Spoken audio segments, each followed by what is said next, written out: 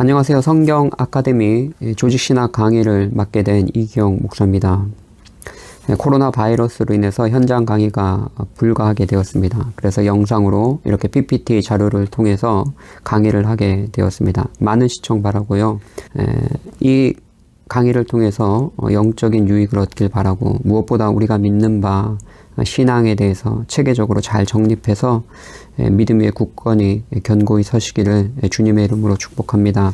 제가 가르칠 과목은요, 제가 강의할 과목은 조직신학입니다. 조직신학이고, 조직신학의 서론으로 오늘은 계시와 성경의 속성들에 대해서 살펴보겠습니다. 우선 조직신학, Systematic Theology라고도 이야기하고요, 교의학, Dogmatics라고도 이야기합니다. 목사님, 이 두 가지의 차이가 무엇입니까? 라고 물으신다면, 이 조직신학은 북미에서 많이 사용되는 용어입니다. 그리고 교의학은 유럽 쪽에서 많이 사용되는 용어입니다. 여러분, 조직신학 자체가 한 가지 주제에 대해서 어떤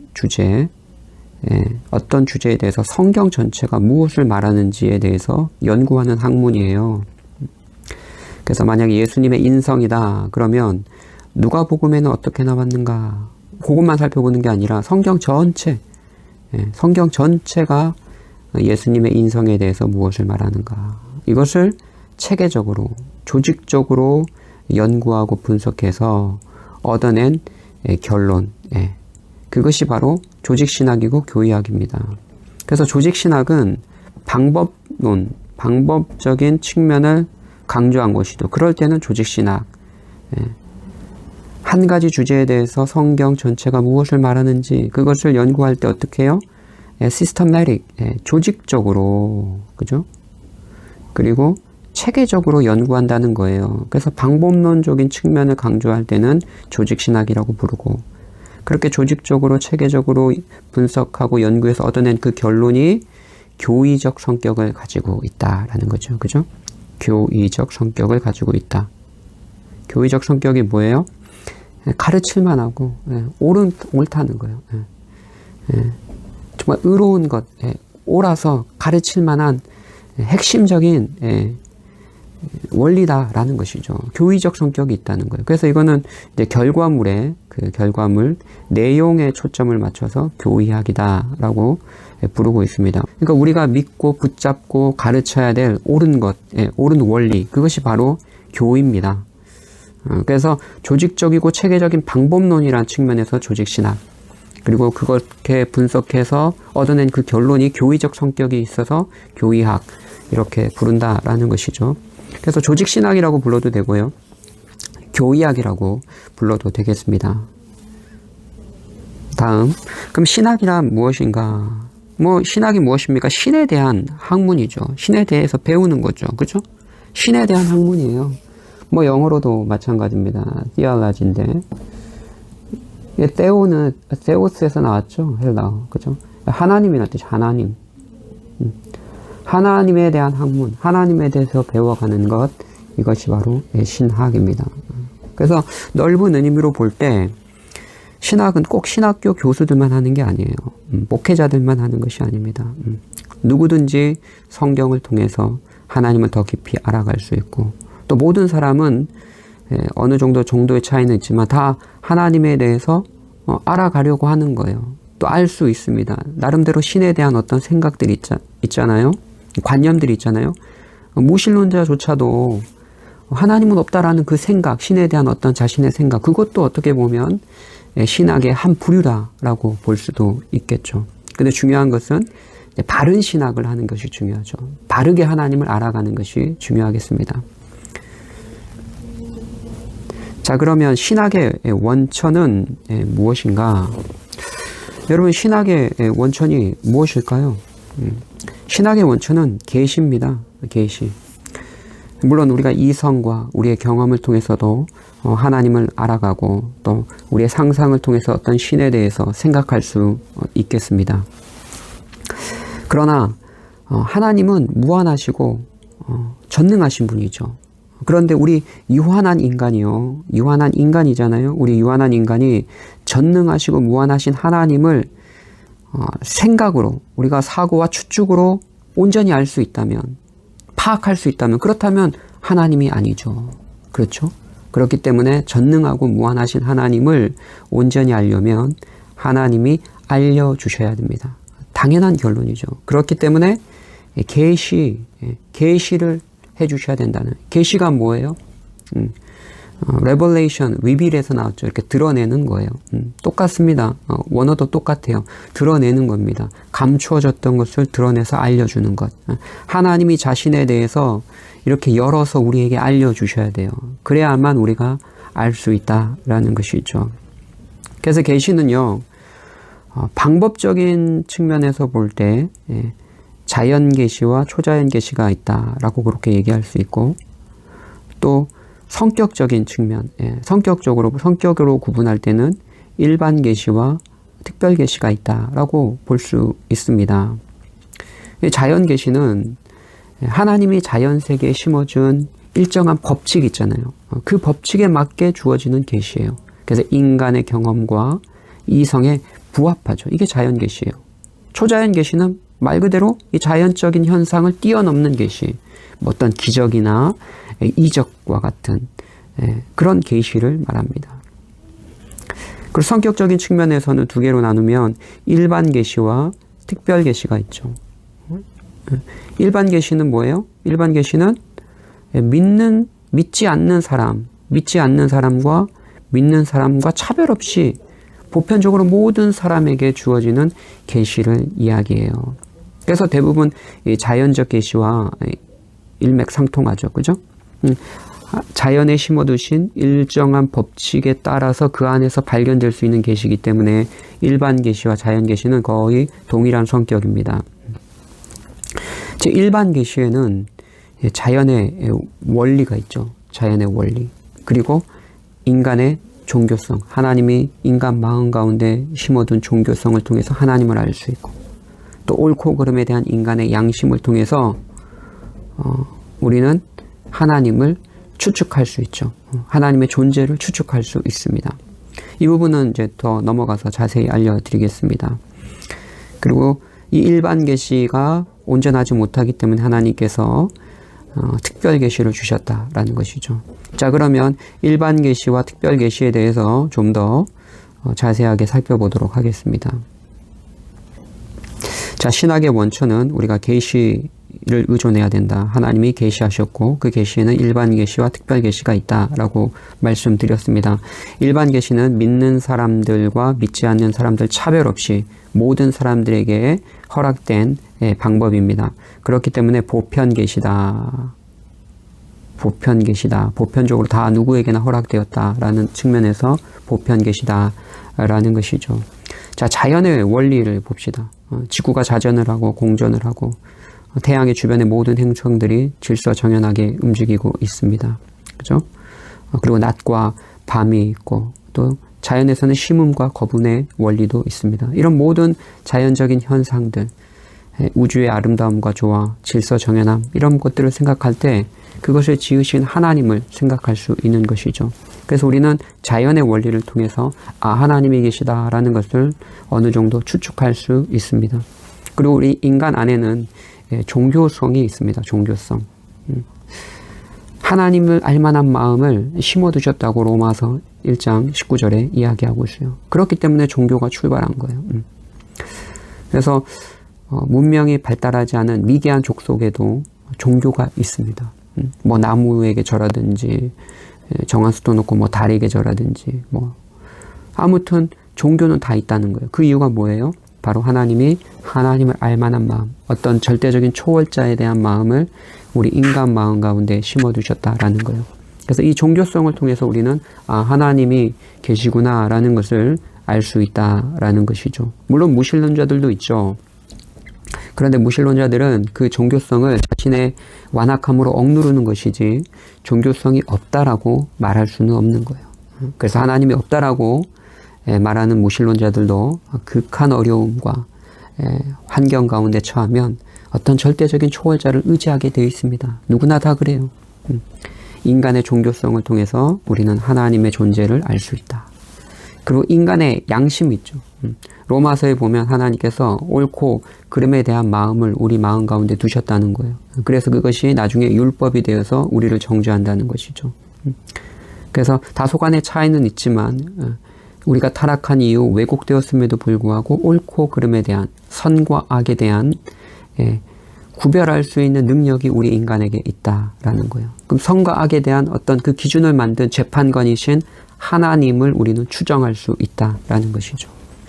하여튼 이 모든 것들은 사실은 우리 신자에게뿐만 아니라 불신자들에게 주어진 계시입니다. 불신자들에게도 주어진 계시예요. 신자나 불신자나 차별 없이 모두가 느끼고 경험할 수 있는 하나님의 존재에 대해서 알 수 있는 계시다라는 거예요. 그러나 중요한 것은 이 일반 계시를 통해서는 하나님을 온전히 알지 못해요. 하나님을 찾아 발견할 수 없어요. 뭔가 어떤 초월적인 존재가 있다고 느껴요. 하지만 참되고 유일하신 하나님을 발견할 수 없어요. 하나님의 뜻을 발견할 수 없어요. 더구나 창조주 하나님에 대한 지식은 어느 정도 가질 수 있지만 구속주 예수님, 구속주 하나님, 우리 예수님에 대한 지식은 전혀 발견할 수 없어요. 그렇기 때문에 구원을 위해서 하나님께서 특별한 방식으로 신자들만을 위해서 신자들에게만 허락한 계시가 필요했다라는 것이죠. 그것이 바로 특별의 계시입니다. 구약의 시대에 하나님께서 꿈과 환상을 통해서 어떤 직통 계시를 통해서 선지자들에게 말씀해 주셨죠.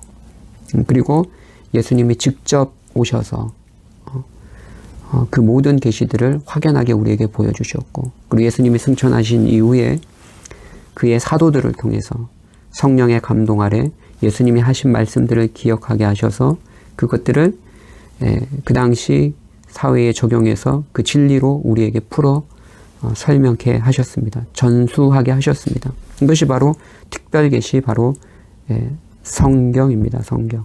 그래서 성경은 하나님의 말씀이고 기록된 특별 계시다라는 것이죠.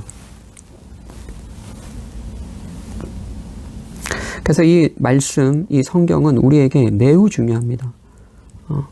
창조주 하나님뿐만 아니라 무엇보다 일반 계시가 가르쳐 주지 않는 구속주 하나님에 대한 지식을 우리에게 전달해 주고, 그리고 우리가 어떻게 구원을 받으며 우리가 어떻게 하나님의 뜻대로 살아갈 수 있는지 알려줄 수 있는 유일한 방법이 바로 이 성경, 이 특별 계시, 기록된 특별 계시인 이 성경에 있다라는 것이죠. 그래서 사탄은 이 말씀에 대해서 우리가 가까이 하지 못하게 해요. 사탄의 전략이 무엇이냐? 그 첫 번째, 말씀을 부정하게 만드는 거예요. 그래서 자유주의자들, 인문주의자들은 어떻게 생각합니까? 성경은 그냥 일반 종교적 영감이 탁월한 사람들의 어떤 글, 그 정도로 생각하는 거예요. 성경을 하나님의 말씀으로 받지 못하게 만듭니다. 그래서 18세기의 자유주의자들 때문에 18, 19세기의 유럽 교회가 다 죽지 않았습니까? 이게 사탄의 전략이에요. 두 번째는 이제 성경을 멀리하도록 만드는 거예요. 성경 하나님의 말씀이라고 믿긴 믿어요. 그러나 바쁜 삶에 치여서 성경에 무관심한 거죠. 오늘날 현대인들이 그렇지 않습니까? 오늘날 대부분 우리 한국교회 성도들은 신앙적으로 보수적이에요. 신앙적으로 볼 때. 그래서 성경이 하나님의 말씀이라는 것을 잘 믿어요. 그러나 가까이 하진 않죠. 바쁜 삶, 성경에 무관심하게 만든다는 거예요. 또 말씀에 대한 사탄의 전략, 세 번째는 성경을 왜곡하게 만드는 거예요. 성경을 가까이 하고 보게 해요. 그러나 이 성경을 통해서 자기가 원하는 메시지만 보게 하는 거죠. 그리고 어떤 본문을 봐도 아전인수격으로 해석하게 하는 거예요. 이게 기복신앙이죠. 복만 추구하게 만드는 거예요. 물론 하나님이 일반 은총 속에서 우리에게 건강함도 주시고 물질도 주시고 이것도 다 하나님이 주신 거예요. 이런 걸 부인하면 우리는 이원론자가 되는 거예요. 다 하나님이 주시는 거예요. 그러나 그것만을 추구한다면, 이 땅에서의 성공과 번영만을 추구한다면, 그렇다면 그거 기복신앙이에요. 정말 성경에서 말하는 더 영원하고 더 귀한 가치들을 다 놓쳐버리게 되는 것이죠. 성경을 왜곡하게 되는 거예요. 신비주의도 마찬가지예요. 신비적인 어떤 현상만 추구하게 되면 결국은 그릇된 길로 가게 되는 것이죠. 1992년에 이장님 씨 보세요. 예수님이 오신다고, 재림하신다고 얼마나 많은 사람들을 미혹했습니까? 그때 많은 사람들이 하늘의 손가락으로 쓰이는 글씨를 봤다 그러잖아요. 성경 말씀에 중심을 두지 않고 신비적인 환상, 환청 그런 것에 의지하니까 결국 다른 길로, 이단으로 빠지는 것이죠. 이단이 성경에 무관심한 게 아니에요. 성경을 많이 읽고 우리보다 더 가까이 하는데 중요한 것은 성경을 왜곡한다라는 것이죠. 이게 사탄의 말씀에 대한 전략이에요. 그래서 우리는 먼저 성경이 어떠한 속성을 갖고 있는가, 또 성경이 어떤 책인가에 대해서 분명히 알아야 된다라는 것입니다. 자, 다음입니다. 그러면 성경의 속성에 대해서 살펴보도록 하겠습니다. 자, 오늘은 여기까지 살펴볼 건데요. 성경의 속성, 이제 5대 속성인데, 보통 이제 성경의 4대 속성에서 이렇게만 다루는데 저는 5개까지 다 다루겠습니다. 성경의 필요성, 제가 아주 쉽고 간단하게 말씀드릴게요. 성경의 필요성이 뭐냐? 성경이 우리가 구원받고 신앙생활 제대로 하는데 꼭 필요하다. 그거예요. 이게 성경의 필요성입니다, 여러분. 성경은 절대적으로 필요하다. 옵션이 아니다. 필수적이다라는 거예요. 이게 성경의 필요성이고, 성경의 권위성도 아주 쉬워요. 하나님의 말씀으로서의 권위가 있다. 일반적인 종교 서적이 아니다라는 거예요. 그래서 칼빈은 우리가 성경을 읽을 때 하늘에서 마치 하나님이 음성으로 말씀해 주시는 것처럼 성경을 받지 아니하면 성경의 권위를 온전히 인정한 것이 아니다라고 이야기를 했습니다. 그러니까 그 정도로 성경을 읽을 때 성경이 정말 하나님이 우리에게 주신 말씀이다. 성경을 하나님의 말씀으로서의 그 권위를 가지고 있음을 인정해야 된다라는 거예요. 이게 성경의 권위성이에요.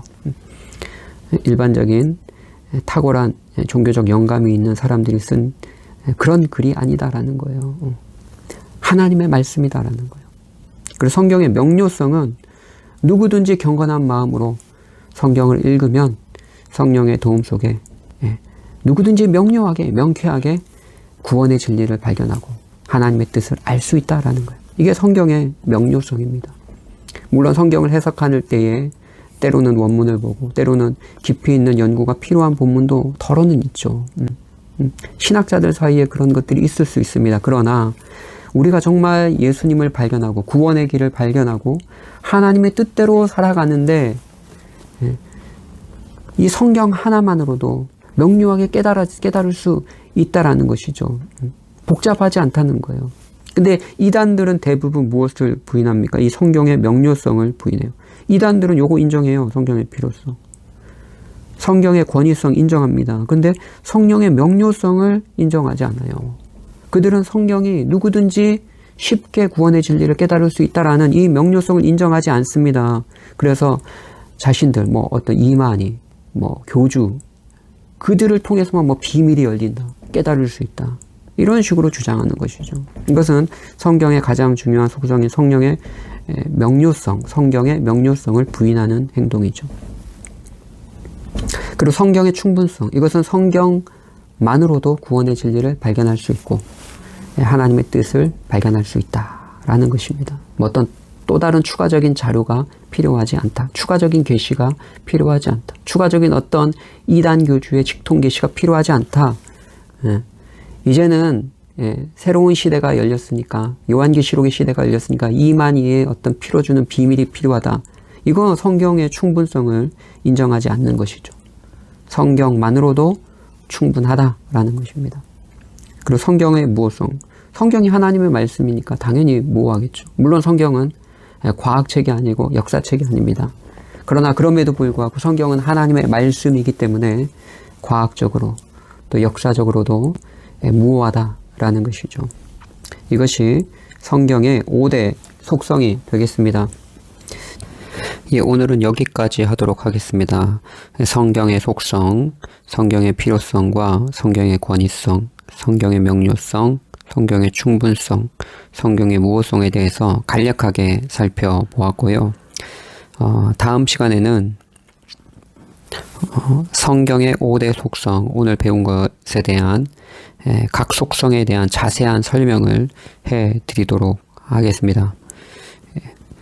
여기까지 오늘 강의를 진행하고 마치도록 하겠습니다. 감사합니다. 다음 주에 뵙겠습니다.